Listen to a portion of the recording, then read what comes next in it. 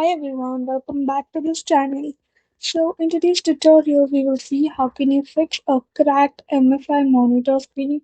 So here's a guide for your warranty options, repair, cost and replacement. Fix 1. Check the damage.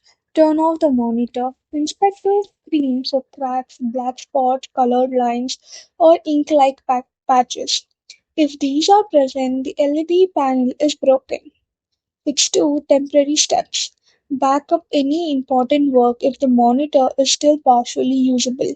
Avoid pressing on the damaged area as the crack can spread. Clean the screen gently with a soft microfiber cloth. So here are a few repair options. You can contact your MSI support, ask about out of warranty repair options and replacement panel availability. MSI may be able to provide a repair quote. Replace the LCD panel. If a compatible replacement panel is available, a repair shop may be able to install it. For many monitors, panel replacement costs nearly as much as a new monitor. Replace the monitor. If the repair cost is high, replacing the monitor is often the most economical option.